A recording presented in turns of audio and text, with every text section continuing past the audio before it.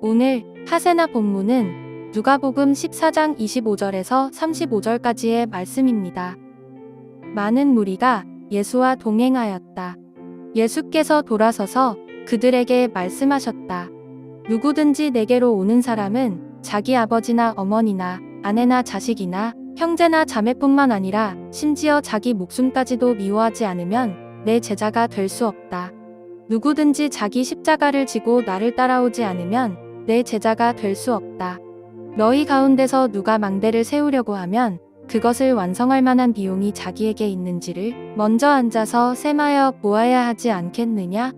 그렇게 하지 않아서 기초만 놓은 채 완성하지 못하면 보는 사람들이 그를 비웃을 것이며 이 사람이 짓기를 시작만 하고 끝내지는 못하였구나 하고 말할 것이다. 또 어떤 임금이 다른 임금과 싸우러 나가려면 2만 명을 거느리고서 자기에게로 쳐들어오는 그를 자기가 10,000명으로 당해낼 수 있을지를 먼저 앉아서 헤아려 보아야 하지 않겠느냐? 당해낼 수 없겠으면 그가 아직 멀리 있을 동안에 사신을 보내서 화친을 청할 것이다. 그러므로 이와 같이 너희 가운데서 누구라도 자기 소유를 다 버리지 않으면 내 제자가 될 수 없다. 소금은 좋은 것이다. 그러나 소금이 짠 맛을 잃으면 무엇으로 그것을 짜게 하겠느냐? 그것은 땅에도 거름에도 쓸데가 없어서 밖에 내버린다. 들을 귀가 있는 사람은 들어라. 예수님이 가시는 곳마다 많은 사람들이 따라다니면서 인산인해를 이루었습니다. 그런데 그 사람들은 각기 다른 마음과 다양한 목적을 가지고 예수님을 따랐습니다.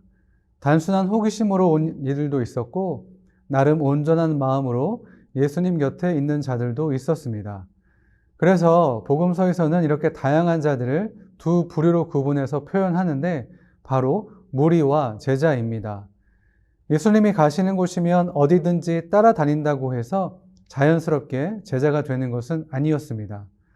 그렇다면 어떻게 해야 또한 어떠한 삶을 살아야 예수님의 제자가 될 수 있었을까요? 예수님께서 그 방법을 알려주셨는데 먼저는 26절에서 누구든지 내게로 오는 사람은 자기 아버지나 어머니나 아내나 자식이나 형제나 자매뿐만 아니라 심지어 자기 목숨까지도 미워하지 않으면 내 제자가 될 수 없다라고 하셨습니다. 그런데 가족과 자기 자신을 미워해야만 예수님의 제자가 될 수 있다는 말이 잘 이해가 되지 않고 불편하기도 합니다. 앞선 누가복음 6장 27절에서 그러나 내 말을 듣고 있는 너희에게 내가 말한다. 너희의 원수를 사랑하여라.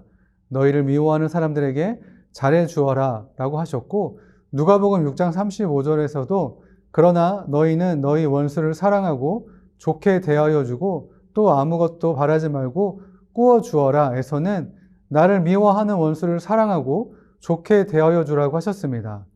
뿐만 아니라 출애굽기 20장 12절에서 너희 부모를 공경하여라.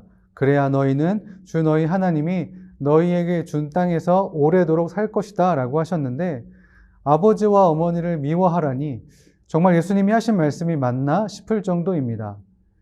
예수님이 이랬다 저랬다 하시는 것 같기도 하고 그래서 혼란스럽습니다. 도대체 예수님의 본심은 무엇이며 이렇게 말씀하신 이유는 무엇일까요? 이 말씀을 이해하기 위해서는 미워하다라는 단어의 뜻이 무엇인지 알아야 합니다.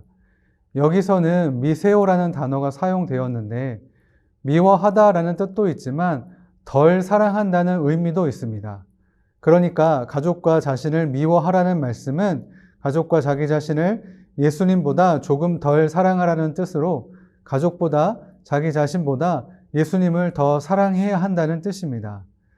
그런데 우리가 예수님보다 다른 사람들을 더 사랑하면 질투가 나고 시기하시기 때문에 덜 사랑하라고 하셨을까요?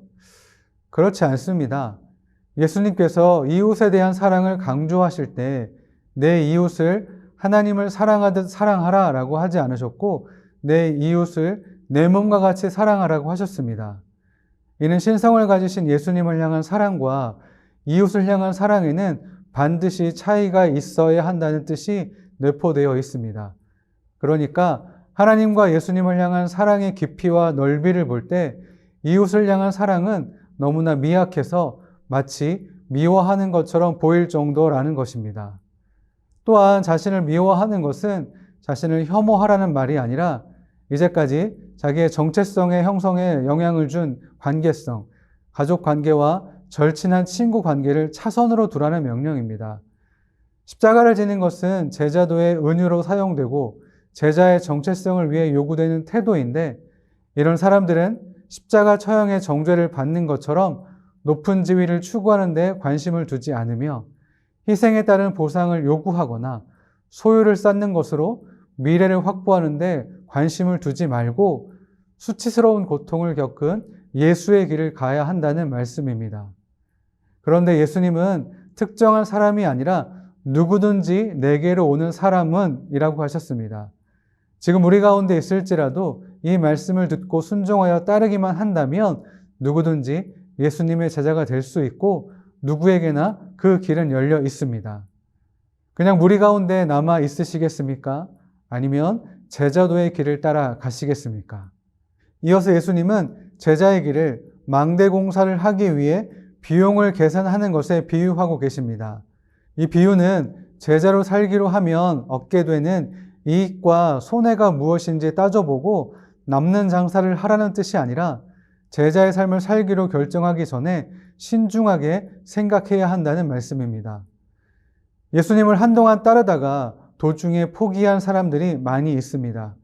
이런 사람들은 대체로 분위기에 휩싸여 예수님을 따라갔다가 고난이 닥치거나 손해를 보게 되면 쉽게 포기하는 돌밭과 가시밭에 뿌려진 씨앗과 같습니다. 그래서 중간에 어렵다고 포기하지 않기 위해서 마치 막내 공사에 필요한 비용을 계산하듯 신중하게 생각하고 결정해야 한다는 말씀입니다. 그리고 제자도의 길을 전쟁에 비유하신 말씀도 비슷한 맥락입니다. 전쟁에서 이길 수 있는 확신이 없는데 섣불리 전쟁을 일으킨다면 자신뿐만 아니라 수많은 사람들이 희생되고 고통을 받게 될 수 있습니다. 준비가 되지 않은 전쟁이 심각한 피해를 초래하듯이 준비가 되지 않은 상태에서 제자의 길을 따라가다 보면 곧 실패할 수 있다는 말씀입니다. 34절 이하에서는 소금이 그 맛을 잃으면 쓸모가 없어 밖에 내버려진다고 하셨습니다. 맛을 잃었다는 뜻은 어리석게 된다는 뜻도 있습니다. 그러니까 예수님을 따르겠다고 나섰지만 짓담한 망대처럼 적당히 신앙생활 하다가 포기하는 어리석은 사람들은 맛을 잃은 소금과 같다는 것입니다. 적당히 예수님과 세상을 겸하여 섬길 수 없습니다. 신앙생활은 단순히 심리적인 안정과 나의 만족을 위한 수단이 아닙니다. 오히려 예수님의 제자로 매일매일 치열하게 살아가야 하는 고되고 힘든 길이며 예수님을 사랑함으로 예수님과 동행하는 여정입니다. 예수님은 그 어떠한 것보다 우리가 사랑해야 할 분이십니다. 그 예수님이 우리를 제자로 부르셨습니다. 그러나 분위기에 휩싸이지 않고 제자로 살아간다는 것이 어떤 의미인지 충분히 생각하고 그 부르심에 응답하시는 저와 여러분들 되시길 축복합니다. 오늘의 아시조는 가족에게 사랑한다고 고백하고 안아주는 것입니다. 사랑으로 하나 된 가족의 모습이 기대가 되시죠? 오늘의 아시죠? 함께 하시죠.